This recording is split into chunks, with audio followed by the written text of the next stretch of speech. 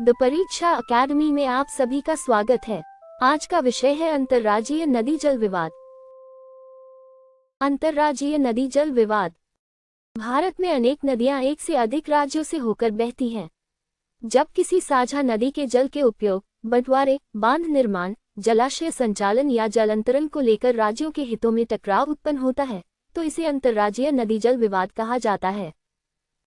भारत में नदी जल विवाद का मूल कारण केवल जल की कमी नहीं है, बल्कि जल की क्षेत्रीय और मौसमी असमानता, बढ़ती मांग और ऊपरी तथा निचले तटवर्ती राज्यों के अलग अलग हित भी हैं। ऊपरी तटवर्ती राज्य बांध बनाकर सिंचाई, विद्युत उत्पादन और जल भंडारण बढ़ाना चाहते हैं, जबकि निचले तटवर्ती राज्यों को आशंका रहती है कि इससे उनके हिस्से का नदी प्रवाह कम हो सकता है। मानसूनी वर्षा में वर्ष दर वर्ष परिवर्तन के कारण सामान्य वर्ष और सूखे वर्ष में उपलब्ध जल अलग होता है। इसलिए निर्धारित जल बंटवारे को लागू करना कई बार कठिन हो जाता है। सिंचाई विस्तार, शहरीकरण, औद्योगिकरण, पेयजल की बढ़ती मांग और जल गहन फसलों ने कई नदी घाटियों में प्रतिस्पर्धा बढ़ाई है। संवैधानिक प्रावधान। भारतीय संविधान की 7वीं अनुसूची की राज्य सूची की प्रविष्टि 17 के अंतर्गत जलापूर्ति, सिंचाई, नहर, जल निकासी और तटबंध मुख्यतः राज्यों के विषय हैं, लेकिन ये संघ सूची की प्रविष्टि 56 के अधीन है। संघ सूची की प्रविष्टि 56 संसद को सार्वजनिक हित में अंतर्राज्यीय नदियों और नदी घाटियों के विनियमन तथा विकास से संबंधित कानून बनाने की शक्ति प्रदान करती है। संविधान का अनुच्छेद 262 अंतर्राज्यीय नदियों और नदी घाटियों के जल से संबंधित विवादों के निपटारे के लिए संसद को कानून बनाने की शक्ति देता है। अनुच्छेद 262 संसद को ये प्रावधान करने की अनुमति भी देता है कि ऐसे विवादों के संबंध में सर्वोच्च न्यायालय या अन्य न्यायालयों के अधिकार क्षेत्र को सीमित किया जा सके। अंतर्राज्यीय नदी जल विवाद अधिनियम 1956। Interstate river water disputes act 1956 अंतर्राज्यीय नदी जल विवादों के समाधान के लिए प्रमुख वैधानिक व्यवस्था है। जब संबंधित राज्यों के बीच बातचीत से विवाद का समाधान नहीं हो पाता, तो केंद्र सरकार अधिनियम के अंतर्गत जल विवाद न्यायाधिकरण गठित कर सकती है। न्यायाधिकरण उपलब्ध जल, नदी घाटी की परिस्थितियों, राज्यों की आवश्यकताओं, सिंचाई, पेयजल और अन्य प्रासंगिक कारकों को ध्यान में रखकर जल बंटवारे पर निर्णय देता है।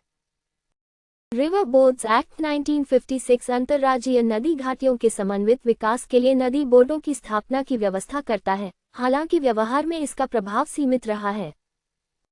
कावेरी जल विवाद। कावेरी नदी जल विवाद मुख्यतः कर्नाटक और तमिलनाडु के बीच रहा है, जबकि केरल और पुडुचेरी भी संबंधित पक्ष हैं। कर्नाटक ऊपरी तटवर्ती राज्य है, जबकि तमिलनाडु में कावेरी डेल्टा लंबे समय से नदी जल आधारित सिंचाई पर निर्भर है। विवाद का प्रमुख प्रश्न उपलब्ध कावेरी जल के राज्यों के बीच बंटवारे और विशेष रूप से कम वर्षा वाले वर्षों में जल छोड़ने से संबंधित रहा है। कावेरी जल विवाद न्यायाधिकरण का गठन 1990 में किया गया था और इसका अंतिम निर्णय 2007 में आया।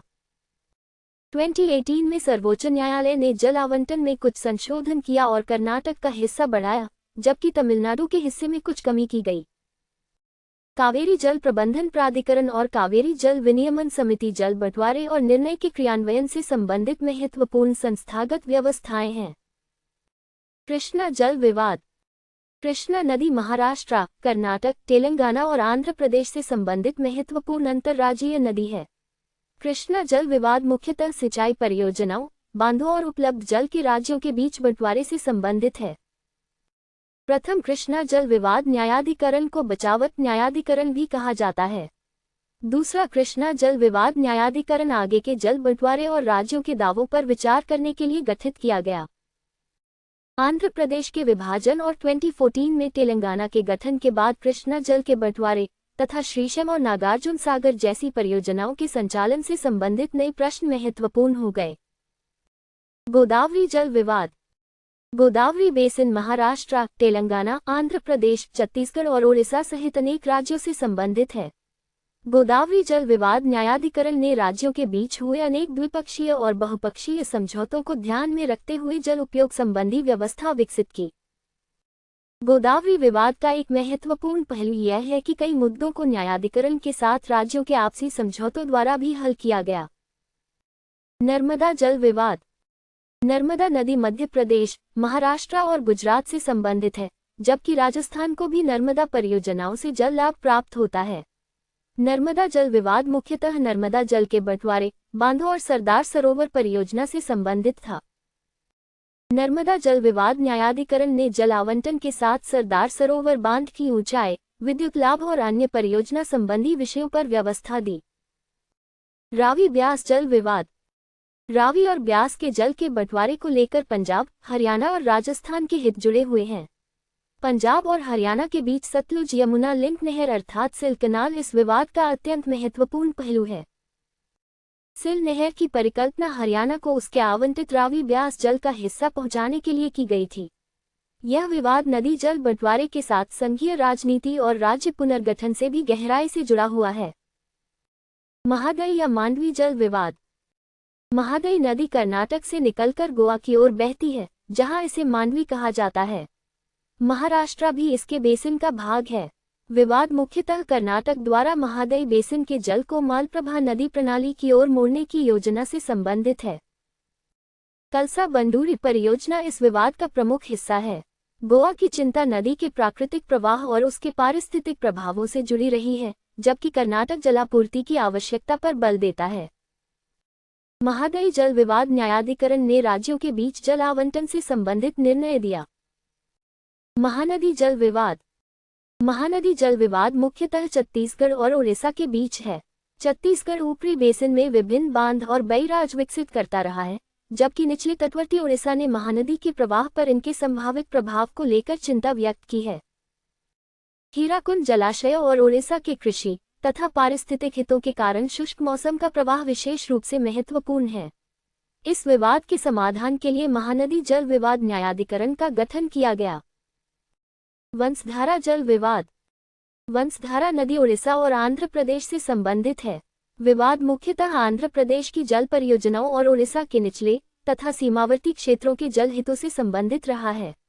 वंशधारा जल विवाद न्यायाधिकरण इस विवाद के समाधान के लिए गठित किया गया। महादई, महानदी और वंशधारा विवाद ये दर्शाते हैं कि जल विवाद केवल जल की मात्रा से नहीं, बल्कि परियोजनाओं के स्थान और नदी के प्राकृतिक प्रवाह में परिवर्तन से भी उत्पन्न होते हैं। मुल्ला पेरियार विवाद। मुल्ला पेरियार बांध केरल में पेरियार नदी पर स्थित है, लेकिन इसके जल का उपयोग मुख्यतः तमिलनाडु करता है। यह पारंपरिक अंतर्राज्यीय जल बंटवारे से कुछ अलग विवाद है। इसमें बांध की सुरक्षा, जलाशय स्तर और तमिलनाडु के जल उपयोग अधिकार प्रमुख मुद्दे हैं। केरल बांध सुरक्षा और निचले क्षेत्रों के जोखिम पर बल देता रहा है, जबकि तमिलनाडु सिंचाई और जल उपलब्धता से जुड़े अपने अधिकारों पर जोर देता है। पेन्नैयार विवाद। पेन्नैयार या दक्षिण पिनाकिनी नदी कर्नाटक और तमिलनाडु सहित एक से अधिक राज्यों से संबंधित है। इससे जुड़े विवादों में ऊपरी बेसिन में जल संरचनाओं और निचले राज्य को उपलब्ध प्रवाह से संबंधित प्रश्न शामिल हैं। अंतर्राज्यीय जल विवादों के प्रमुख कारण। नदी बेसिनों की राजनीतिक सीमाएं राज्यों की प्रशासनिक सीमाओं से मेल नहीं खाती। एक ही नदी घाटी कई राज्यों में विस्तृत हो सकती है। ऊपरी राज्य द्वारा अधिक जल भंडारण निचले राज्य के प्रवाह को प्रभावित कर सकता है। नई सिंचाई परियोजनाएं किसी राज्य की नदी जल मांग को बढ़ा सकती है और पुराने जल बंटवारे पर दबाव डाल सकती हैं। बेंगलुरु, चेन्नई, हैदराबाद जैसे बड़े शहरी क्षेत्रों की बढ़ती जल मांग नदी जल के कृषि और शहरी उपयोग के बीच प्रतिस्पर्धा बढ़ाती है।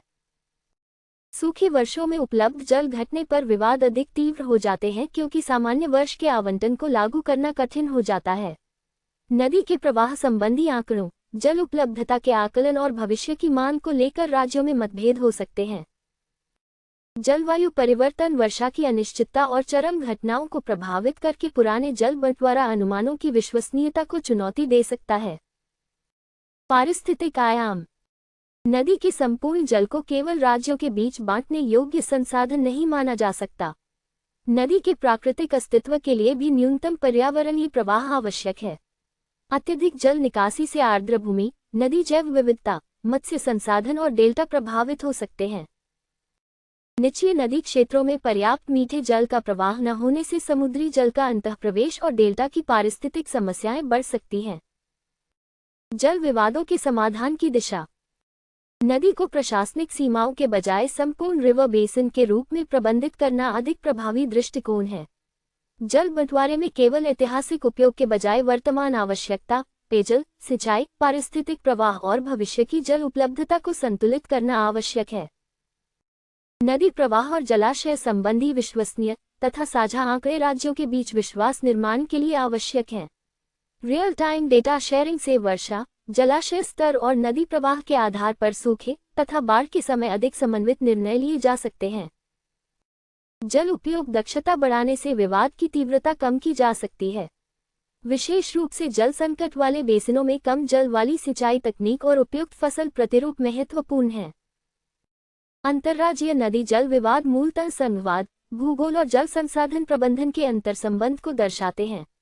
स्थायी समाधान के लिए केवल जल का विभाजन नहीं, बल्कि पूरे नदी बेसिन के जल, पारिस्थितिकी और बदलती मांग का समन्वित प्रबंधन आवश्यक है। हमसे जुड़ने के लिए आपका बहुत बहुत धन्यवाद। ऐसी ही उपयोगी अध्ययन सामग्री के लिए वीडियो को लाइक और शेयर करें तथा द परीक्षा अकेडमी चैनल को सब्सक्राइब अवश्य करें।